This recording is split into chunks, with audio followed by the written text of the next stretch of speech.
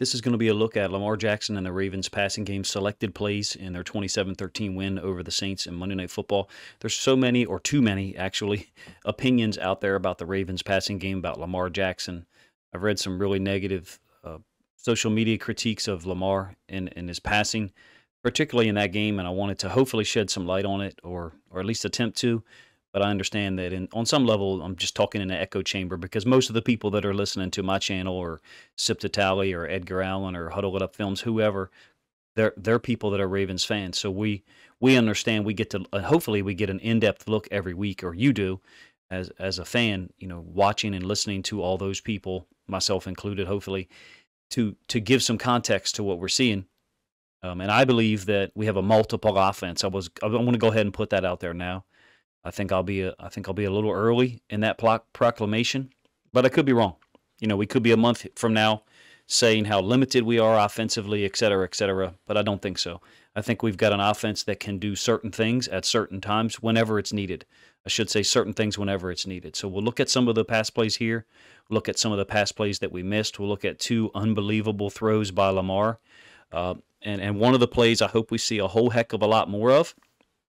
And one of the elements of the offense that's still missing, I mean, it just is. It's a drag by the backside X. But before we get there, we'll talk about this. I believe this is first play of the game. I'm not really concerned about the routes. I mean, certain people may be. What I really like is how we're lining up. So when we have Likely out there at 6'4", 240 or 245, whatever he is, stacking him next to Duvernay, I think, is a incredibly smart situation. Now, I think there's at least one route here that's run wrong. I don't know who it is, whether it's Drake or Likely or whatever. It's not my point. My point here is talking about when we get Andrews back, and if we had Bateman, but we do not.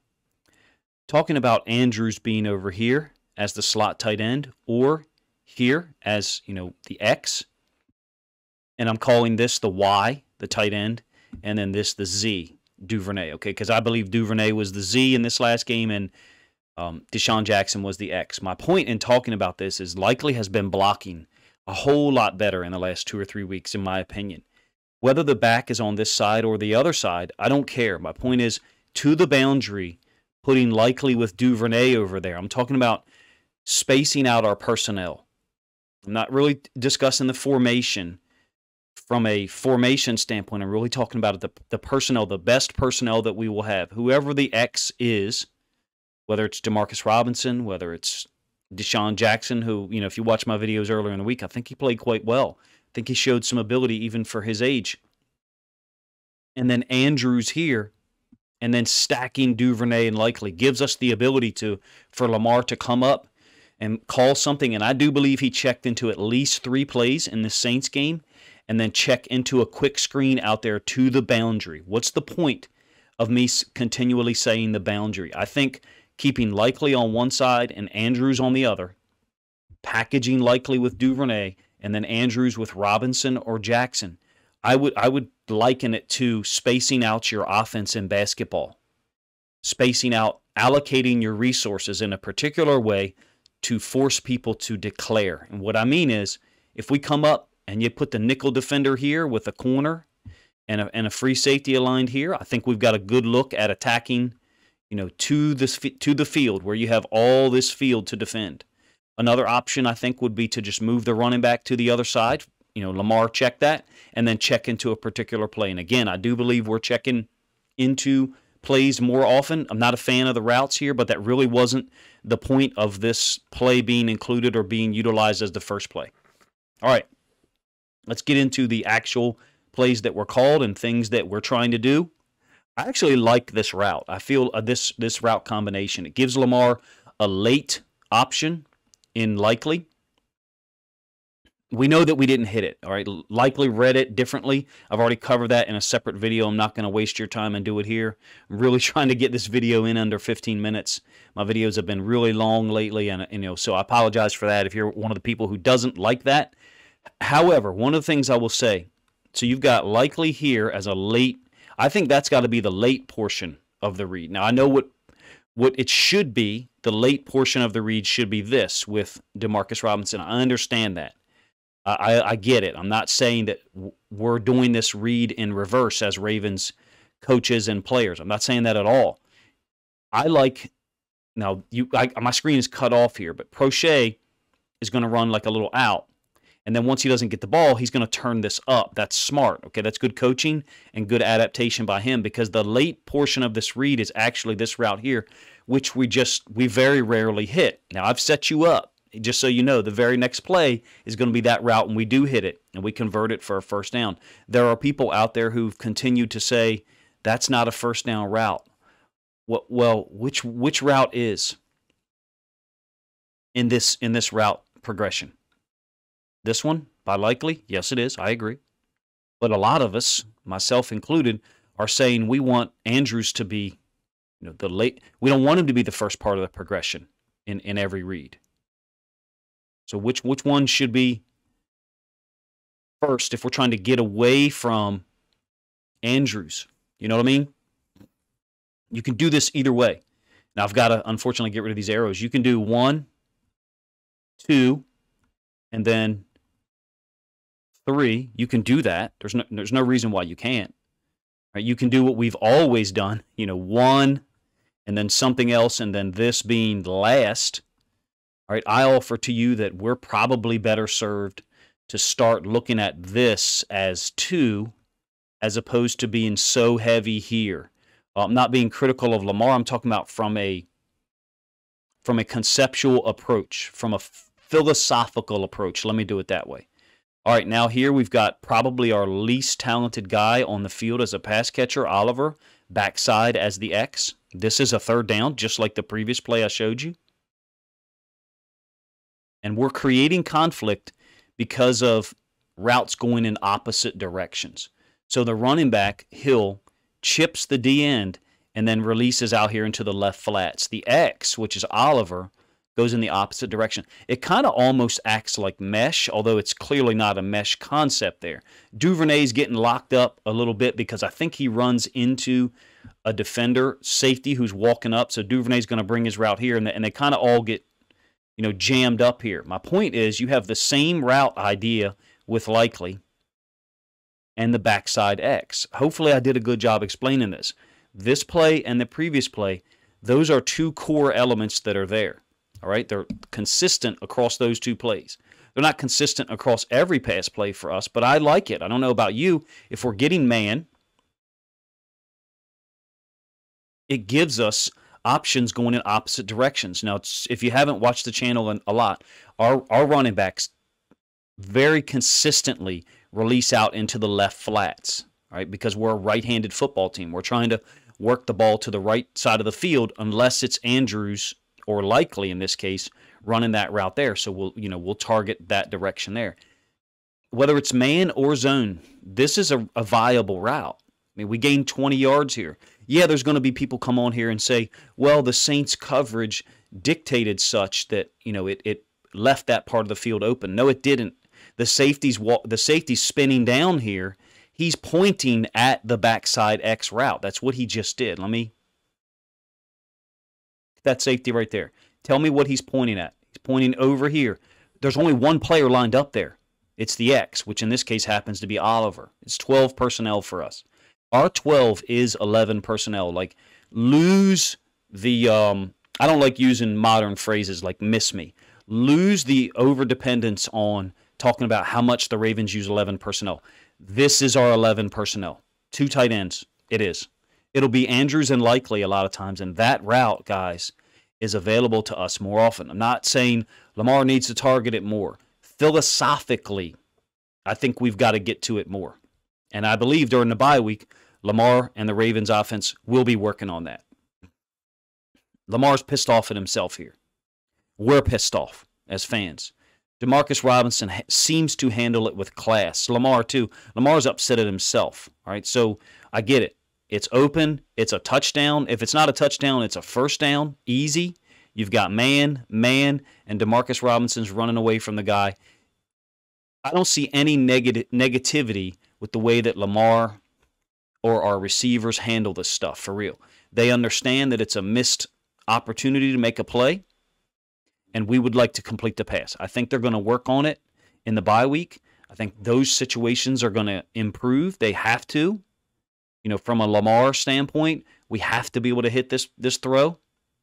We have to be able to hit this route. Why? Because all the defenders are over here. There's no help to this side of the field. Yes, there's a possibility that we do not catch that. I'm not saying Lamar throw it over there. I'm talking in generalities in terms of where we attack when we run mesh. Yes, there's a blitzing linebacker in his face. Most quarterbacks don't even get away from Demario Davis. All right, he's got 5 sacks this year. So half of the quarterbacks in the NFL, maybe 60%, this play's over at this point. So we have a guy who can extend the play and make this an option, make this available to us. All right, so the last piece of this that I'd like to mention, and we'll kind of transition this to another play sequence, is more options, to the single receiver side.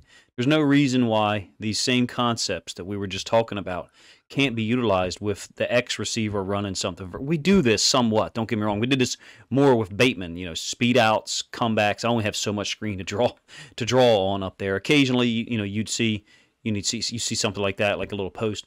There's no reason why the Ravens can't run some more of those things and get this route to be later in the progression than it has been generally. Of course, we're talking about mostly clear out routes to this side with an over concept by Andrews or Likely. And then again, the running back generally leaks out into the flats for the Ravens. Let's move on to some examples of us actually doing that.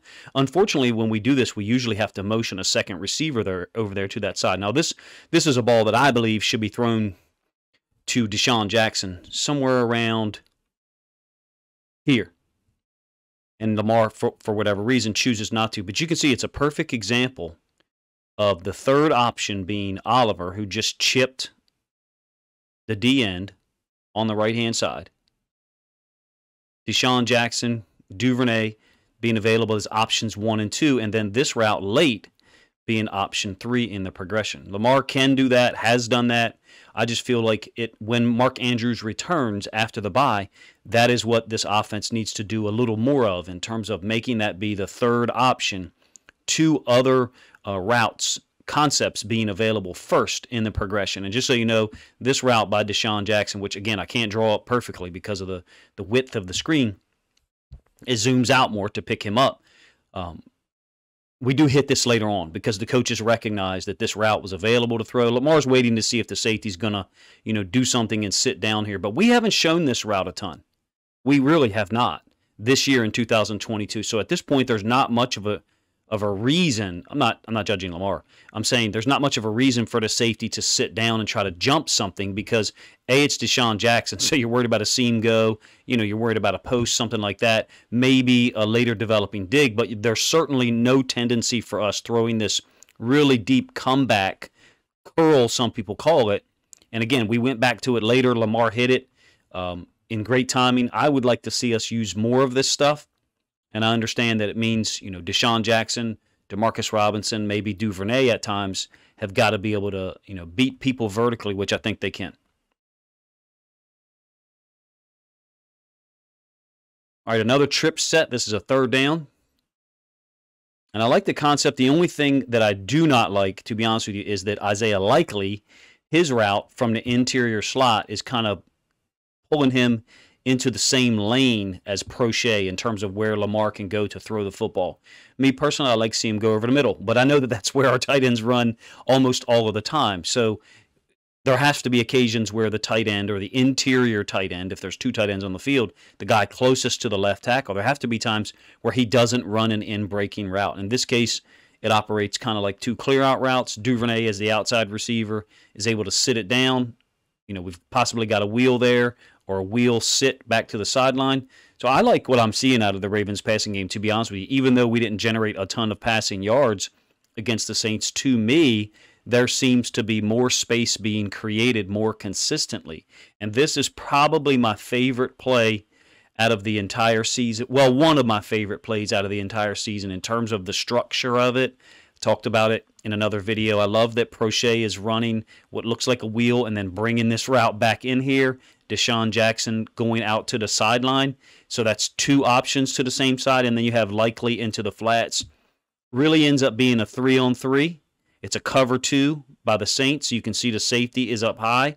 corner sitting in the flats. So the corner would technically be assigned to this if you were just to talk about hard-coded routes.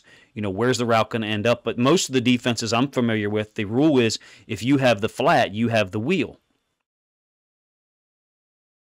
So you would teach if there's a wheel developing for the corner to go ahead and get off there. But this is why I like this route design so much. Prochet's not running a wheel. Prochet's bringing this back in here. So to me, it's really putting conflict on two guys. I hope we come back to this concept. Great throw by Lamar. I think that is a super challenging throw after meshing with the running back. Looking like he's going to throw to Likely, so pump faking one time. Trying to figure out what Deshaun Jackson's going to do. So a second pump fake, and then throwing the football. Let me pull this back so you can see it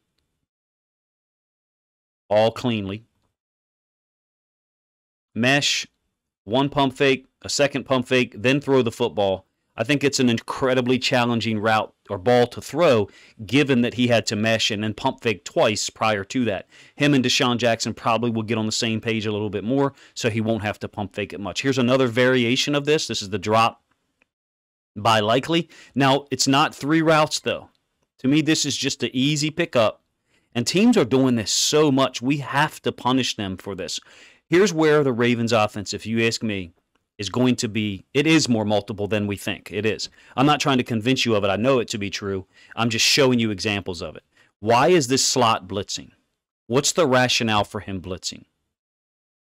Some would say there is none, right? Because now we're out here with a 3-on-3 with a guy who's tough to tackle. Yes, we have two receivers blocking, but I like this. I really like this. This is one of the favorite things I saw from the Saints game. Normally when we run the bunch screen, we got three guys out there. Duvernay is the outside guy, and then these two is tight ends, so they can block. They have physical advantages over the DBs they're trying to block. I am glad that we're doing this out of true 11 personnel, kind of giving away our intention. Not giving away our intentions. Why is this guy blitzing? Because of QB power and QB counter read. That's why he's blitzing. He is blitzing because the Saints think we're running QB counter read. So they think that the running back is going to cross Lamar's face. The guard is going to pull and kick, tackle, pull, and wrap. Right now, those lines aren't exactly drawn well, but I'm not showing you the end zone angle. Hopefully, this makes sense to you. He's blitzing, so if Lamar keeps this football, look, he's assigned to the back on run away. He's assigned to Lamar. Another play that threatens this. And we ran this against Tampa Bay. It was a flipped version of this formation. They're worried about zone read. They're worried about us zoning with the O-line, the back crossing Lamar's face, just like he does, reading this D-end. So they run this D-end down to the running back. And now, I paused it here intentionally. I know that Lamar's throwing the football, but this player is blitzing for Lamar on the keep on zone read. In my opinion, there is a lot here for us as an offense. There's a lot of options here for us with this formation. Trips to the field, running the zone back to the boundary with the back. Now, I know that the Saints, they have 6 guys here. It's 6-on-6. You can run with 6-on-6. It's actually not 6-on-6. It's 7.5-on-6 because that guy right there doesn't count for 1, at least not in my book. It's 7-on-6, but we would say when that guy's a special player, he's going to count for a half a man. In my opinion, this play, the previous play, show that we are, in fact, a multiple offense. Now, you may say, Coach, I want to see, I want to see these things. I want to see downfield passing concepts. Yes, I do. I do. I don't know what's not downfield about this. Is this not downfield? Lamar throws it from, I think, the 15. The ball was called on the 40. It's a 25-yard pass play. I mean, to me, that qualifies as an intermediate to deep route that threatens the defense horizontally and vertically. I know I switched it up on y'all and brought back another play.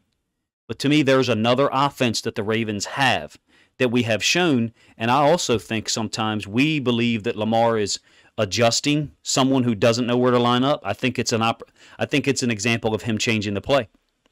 I wonder if he's changed the play. It looks like he's got his mouthpiece out, says something, and then puts it back in.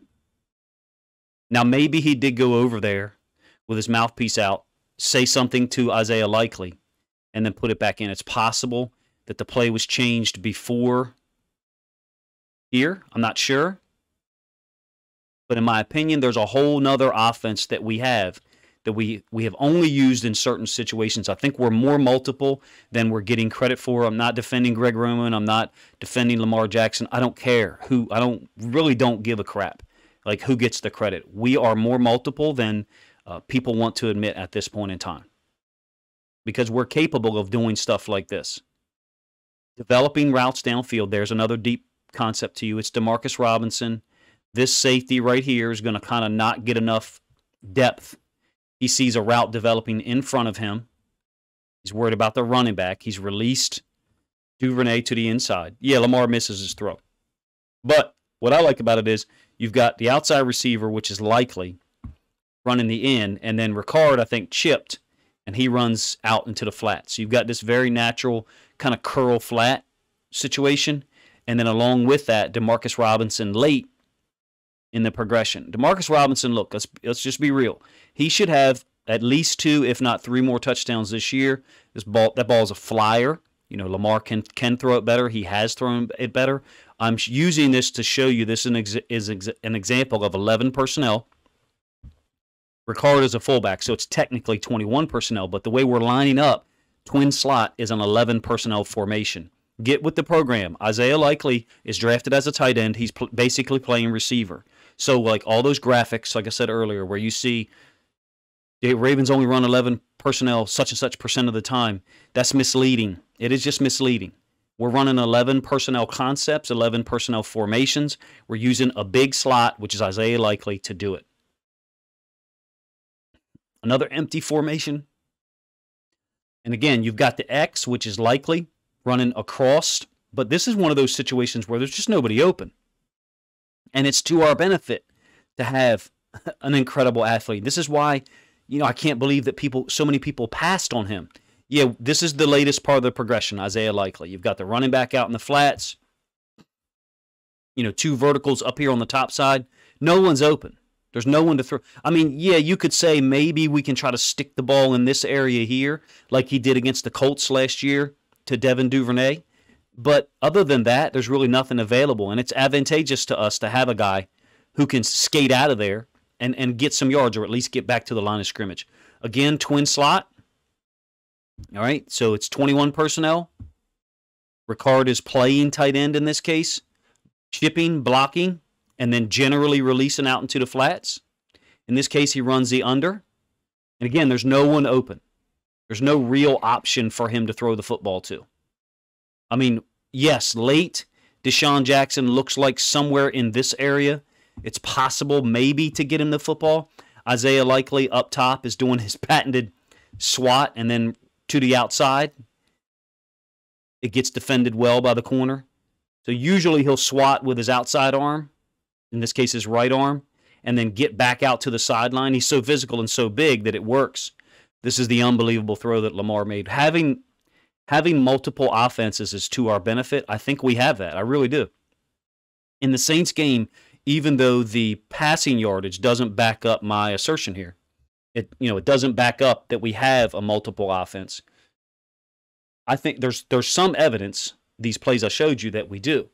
Whether that's true 11 personnel with Likely or Andrews being the only tight end on the field, or it's our version of 11 personnel, which is 12, with Likely and Andrews both being on the field. But let's not shortchange Josh Oliver. He's made some big plays, one of which I showed you here on that little late delay drag underneath. I think our offense is more multiple than it's being given credit for by many people. I think the players are comfortable with it, for real.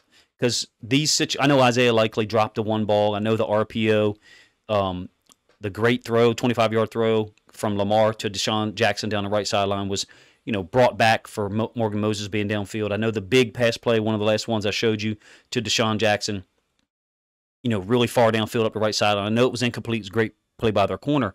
I'm saying to you that despite not having Mark Andrews, despite not having Rashad Bateman, I think we're a more multiple offense than even all of us, including myself, realizes. I think there's opportunity for us to do things out of real 11 personnel or our version of 11 personnel and be effective. And I think there's some video example of it. That was my goal in trying to show you this today. Let me know what you think of my thoughts overall about Lamar throwing the ball, the pass game, which I think is generating more space than maybe our brains think so. Although I did show you 2 examples late of really nothing being available for Lamar for real. And then the great throws that he had in the game as well, 2 of which was to Deshaun Jackson. Appreciate you guys checking the video out. I know this one went on way longer than I intended it to do, but generally when we're talking Ravens and we're talking Ravens offense with Lamar Jackson, I tend to move on and elaborate a little too much. Appreciate you guys' time.